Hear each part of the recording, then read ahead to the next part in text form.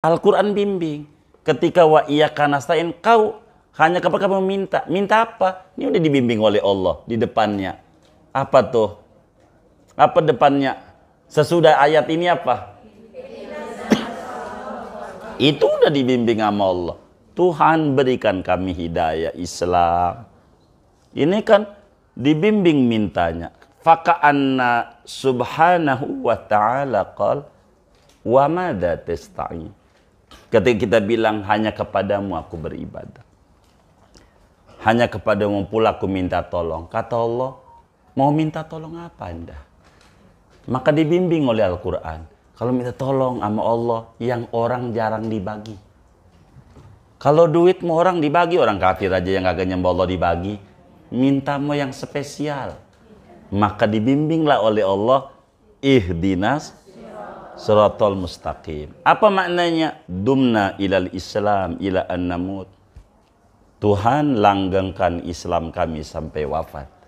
Itu ihdinas siratal mustaqim. Siratal ladzina an'am. Jadi ini udah minta nih. Separuh daripada Fatihah itu minta, separuhnya pujian. Bagi dua. Bismillahirrahmanirrahim pujian. Alhamdulillah pujian. Ar-Rahman-Rahim pujian. Maliki yaumiddin pujian. Iyyaka na'budu wa iyyaka nasta'in pujian. Separuhnya doa. Ihdinas siratal mustaqim dan seterusnya. Makanya ujungnya habis sholat dolin, amin. Habis sholat dolin, amin. Ujungnya. Kenapa ujungnya amin? Karena doa. Begitu Bunda. Boleh, artinya yang jadi tanya, boleh ke diselipin yang lain kan begitu? Iya, di luar sholat saja. Karena kalau dalam sholat, ihdinas siratal mustaqim nih udah kelewat sebenarnya Fatihah. Wajib mualat. Wajib berturut-turut. Kalau habis ihdinas siratal mustaqim diem lama, melebihi napas, ulang lagi dari awal. Begitu. Syaratnya baca Fatihah. Ini udah diatur pada Fatihah. Makanya kalau di luar sholat saya sering ajarin itu kawan-kawan majelis. Ini habis sholat, ayo minta gitu. Sering begitu. Di luar sholat. Di sholat bakal disuruh ulang lagi. Jawab silahkan, baik.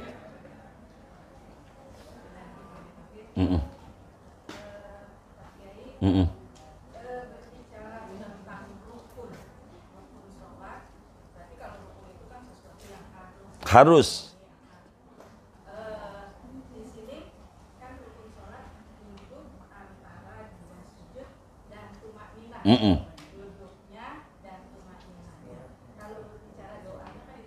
Betul. Sekarang misalnya kita baca doa, tapi bacanya yang tadi kayak pakai contohin yang terburu-buru itu, misalnya baru wakuan itu belum rapi, mudah gerakan Allahu Akbar. Apakah di situ sudah masuk tumaninahnya atau lebih baik mendingan dia nggak baca doa, mendingan dia diam karena tumaninahnya dapat tumaninahnya. Atau dengan baca doa yang terburu-buru itu sudah kena tumaninahnya. Itu pertanyaan pertama. Pertanyaan kedua, kan doanya itu Robbik Firli, berarti untuk diri sendiri. Seandainya kalau kita makan seorang emak pasti sayang sama anak. Iya. Bolehkah doa ini kita ganti menjadi Robbik Firlana? Berarti anak kita ngikut, suami kita ngikut. Apakah boleh seperti itu? Itu mungkin pertanyaan saya. Terima kasih Pak Kiai. Baik. Jadi begini. Untuk tumaknina ukurannya 4 detik.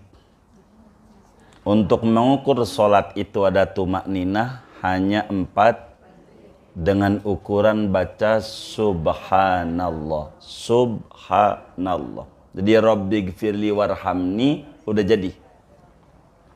Tumaknina udah masuk. Rabbighfirli warhamni udah jadi. Untuk ngukur diam. Maksudnya tumaknina ini jadi habis Allahu Akbar sujud nih, duduk, jangan langsung turun lagi. Ada jeda diam, membedakan antara satu rukun dengan satu rukun. Kata orang Jawa, biar miji-miji. Kata orang Jakarta, biar bekelime. Jadi ada kelihatan tuh. Ini namanya ini. Nah, maka karena itu, jadi aja walaupun dengan ngebut hanya cahaya sholat kurang dapat. Kurang dapat. Sama aja seperti ibu pakai bedak mau kondangan buru-buru jadi cuman di pipi kanan doang. Jadi aja kondangan karena yang diminta ama yang punya hajatan di undangan yang gedenya mohon 2.000. Apa? Oh 200. Oh 200. Iya, saya kirim yang 2.000 tuh. Jadi maka jadi aja, cuman kita kan ada yang diminta. Sehingga sayang kalau kita kebut. Kedua, boleh nggak kita pakai Rabbig Firlana? Kalau ditanya begitu jawabannya boleh. Bagus mana? Bagus Rabbig Firli dibanding Rabbig Firlana. Dari mana bagusnya? Dari mana bagusnya? Mengikuti Nabi. Jadi ada bagian-bagian ama Nabi disuruh minta buat diri sendiri. Ada bagian-bagian yang disuruh minta buat orang banyak. Begitu. Seperti sholat inni wajahtu. Nggak usah diganti inna wajahna. Walaupun boleh. Boleh saja. Tapi ini boleh. Kalau ditanya boleh, boleh saja orang doa.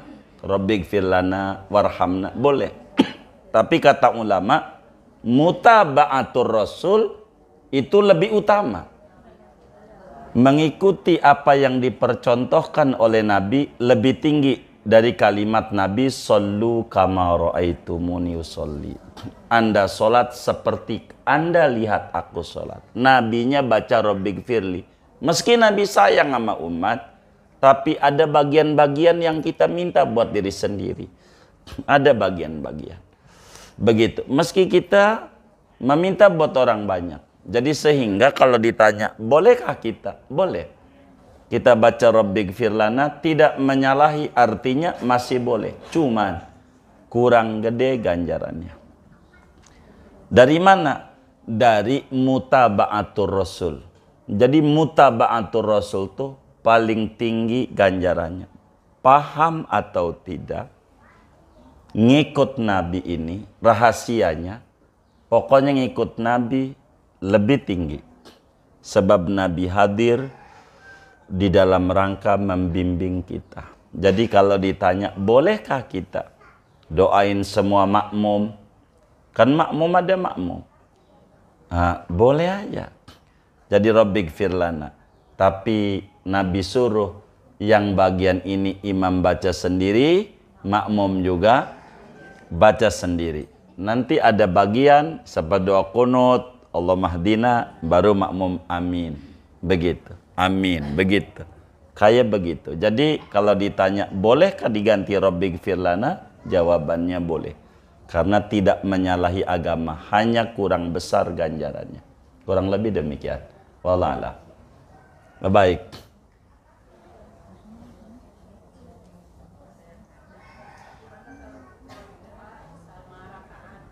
Oh baik, bagaimana kalau rupa bilangan rokaat? Kita ragu karena bingung.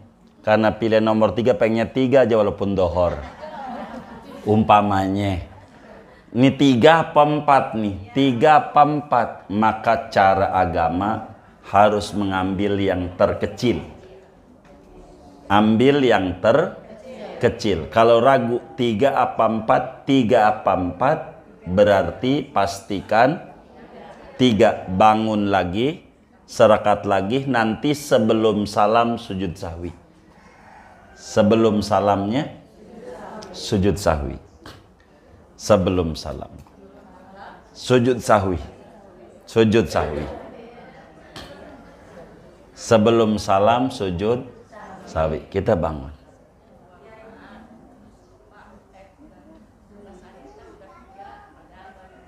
Ya.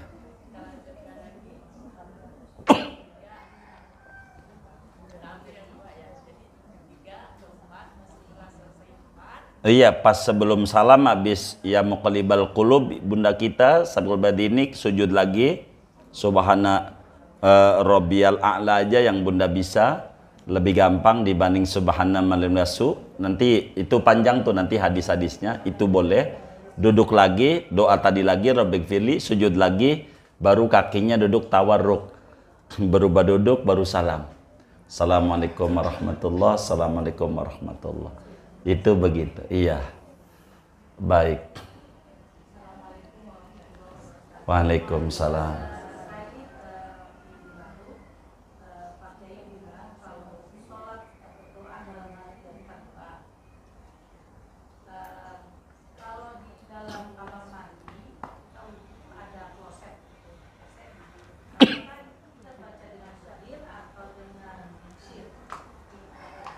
Jadi bacanya dengan mulut aja. Betul, artinya bersuara, pelan. Jadi yang kita harus pahami ini, bahasa agama Syekh Hasan Ayyub di dalam kitabnya Al-Fiqhul Islam wa Adillatuhu. Di dalam kitab beliau itu, kitab fikih. Kata beliau, banyak kaum muslimin yang tidak memahami hadis Nabi tentang jamban. Jadi yang nggak boleh baca doa itu di jamban. Baca Quran. Ini jamban dulu. Kita harus pahami apa jamban gitu. Itu yang kita harus pahami. Begitu. Ghaid, bahasa Arabnya ghaid. Jamban. Jamban itu apa? Tempat itu namanya jamban, bukan kamar mandi. Ibu harus pahami, bukan. Kalau kamar mandi itu maksudnya ruang air, itu beda antara WC, antara jamban gitu, dan kamar mandi itu beda. Ini yang orang kurang pahami. Jamban tuh kayak ibu dulu pinggir kali Pesanggerahan ada tempatnya gitu. Oh, di kebon gitu. Iya di kali Pesanggerahan tuh begitu. Jadi enggak ada buat cebok aja, kagak ada, hanya buat buang air besar. Itu namanya kalau kita orang kloset.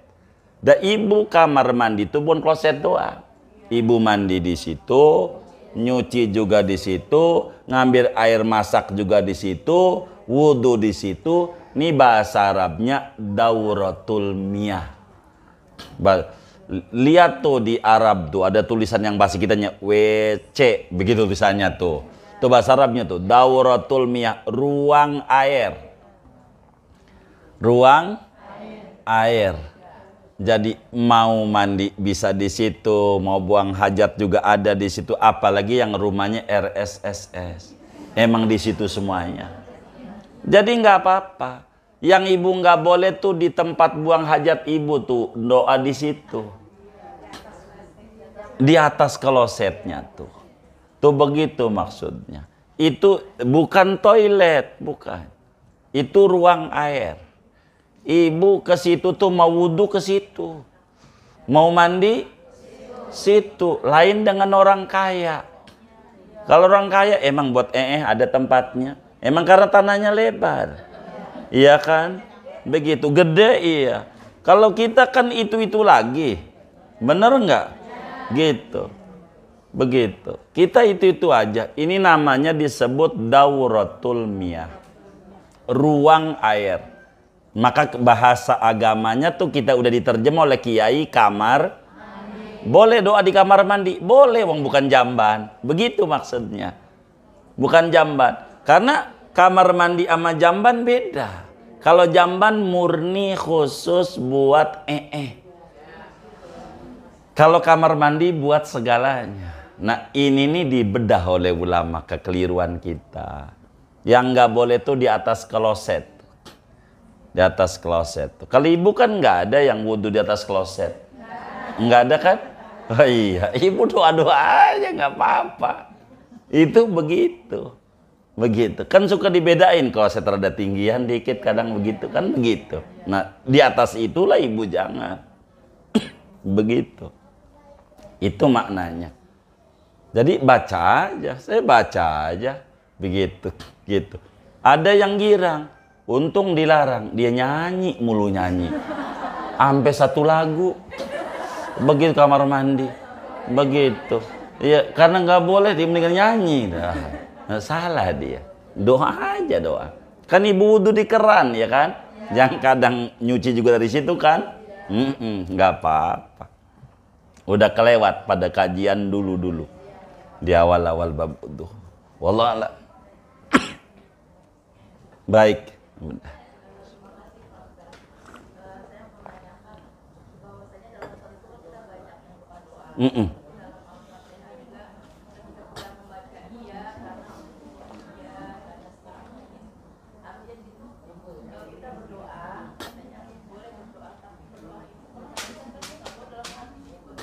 Bukan nggak boleh, bukan. Jadi kita harus pahami, yang namanya doa itu diucapin oleh mulut. Ya, itu namanya doa. Kalau di hati namanya kata-kata hati. Iya, nama bahasa Arabnya hadisun nafas. Kata-kata hati di hati nih. Apa yang dipikirin di hati nih, kalau dicatat bahaya. Dulu Abu Bakar Siddiq nangis waktu turun ayat lillahi ma fis samawati wa ma fil ardi wa in tubdu ma fi anfusikum au tukhfuhu yuhasibkum bihillah. Anda nyatakan lewat lidah Anda, au tukhfuhu atau Anda gerunakin di hati, bakal diperiksa oleh Allah. Nangis Abu Bakar, bagaimana? Yang di hati nih ada aja yang dipikirin. Tuh orang tuh kerudung gak matching banget sama bajunya. Ada aja di hatinya. Kalau dicatat udah masuk neraka semuanya. Abu Bakar nangis tuh. Kata Nabi, terima aja. Terima aja.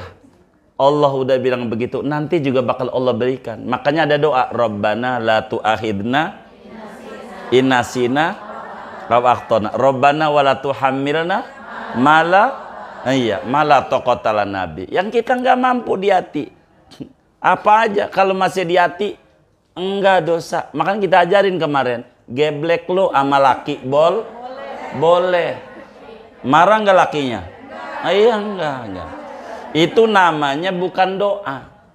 Hadisun nafas. Bukan enggak boleh, bukan. Jadi kita harus bedakan antara boleh dan tidak. Sebutan doa gitu. Sebutan doa tuh harus diucapin sama mulut. Kalau di hati namanya hadisun nafas. Boleh di hati ibu geruna. Ya Allah, anu, silahkan. Tapi namanya hadisun nafas. Malaikat tidak mencatat itu gitu. Malaikat.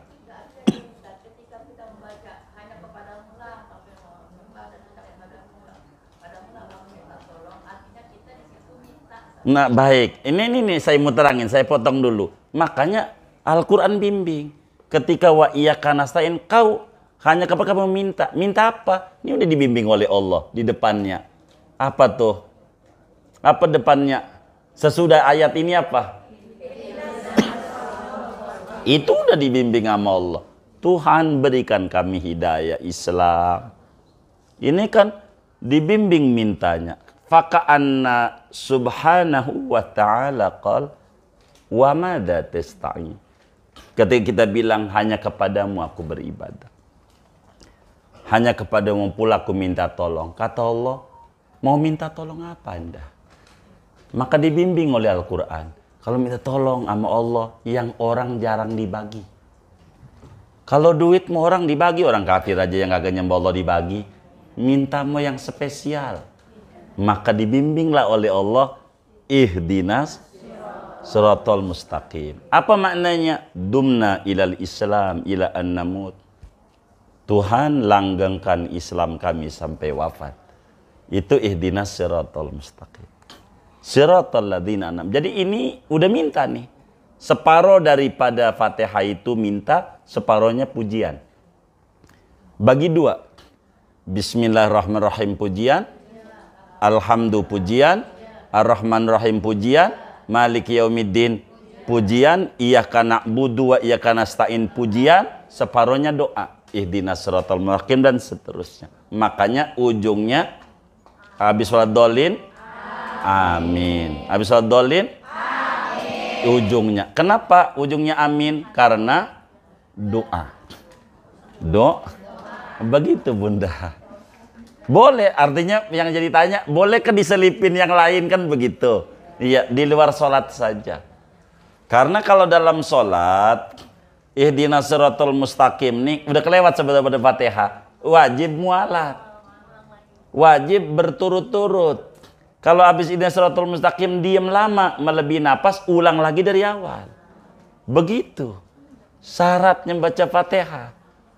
Ini udah diatur pada Fatihah. Makanya kalau di luar sholat saya sering ajarin itu kawan-kawan majelis. Ini habis sholat, ayo minta gitu. Sering begitu. Di luar sholat. Di sholat bakal disuruh ulang lagi. Betul. Kalau ketika kita ruku itu, kita kan membaca subhanallahil azim. Kemudian kita kan merasa emang ruku kita sakit. Kemudian kita kalau membacakan Allahumma afini. Jadi semuanya kalau ditanya Bunda boleh aja. Pokoknya doa semuanya diganti aja. Selain yang rukun-rukun boleh. Enggak apa-apa. Minta kesehatan, minta ini. Pokoknya apa aja boleh aja. Boleh aja, ya. Boleh aja. Kalau lututnya sakit, begitu. Kita minta yang lain silakan saja. Begitu. Pokoknya minta sehat, sebetulnya Allah bakal memahami. Karena Allah lebih tahu tentang kita. Pengabdian kita aja yang maksimal sama Allah. Insya Allah nanti Allah penuhi kemauan kita. Boleh. Doa yang kemarin pakai diajarkan kayaknya masuk ke pertanyaan Bunda ini yang seperti Allahumma lakal itu ada wa azmi kan. Oh betul. Betul. Makanya sebetulnya semuanya ada.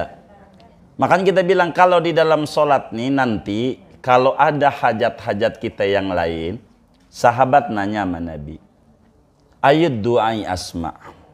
Ya Rasulullah, doa tuh yang paling manjur kapan?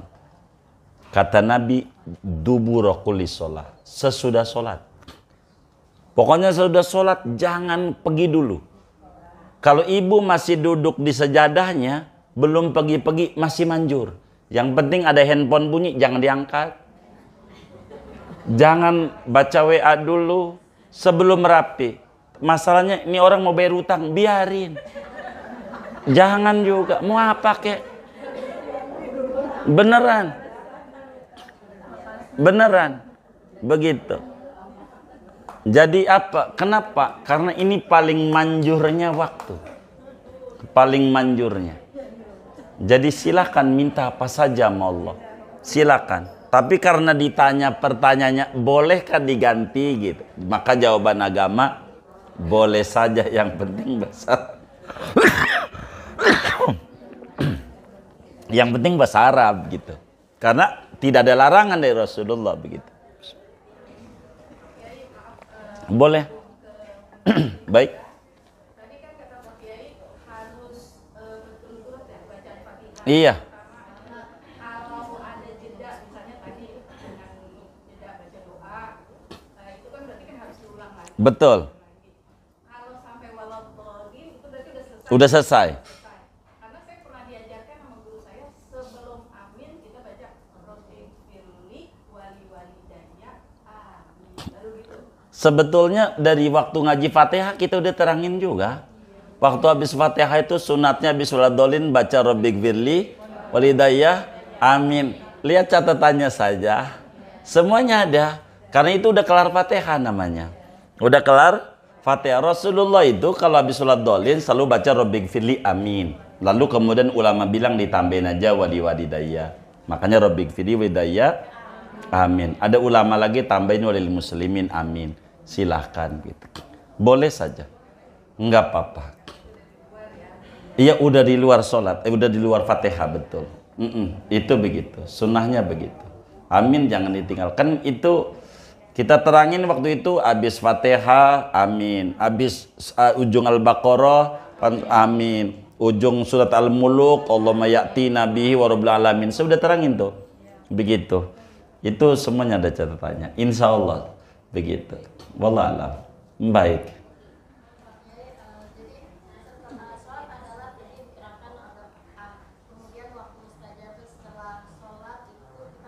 Kita berdoa.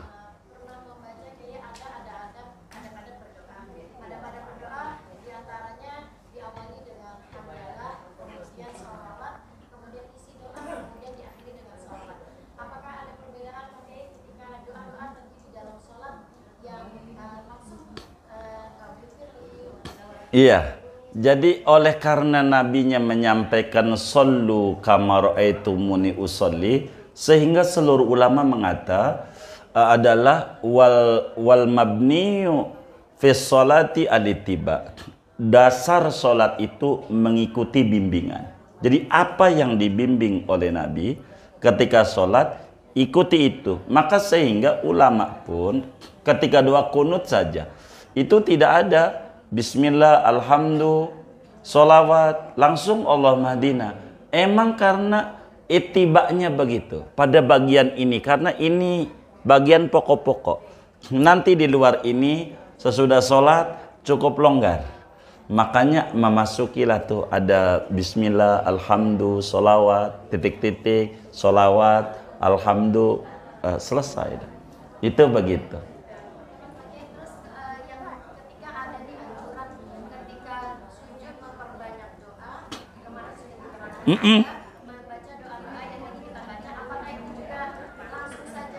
Langsung saja doanya. Sebagaimana Nabi doa Allah malaka sajadtu subuhun qudusun subhanakallah bihamdika, langsung saja dalam sujud.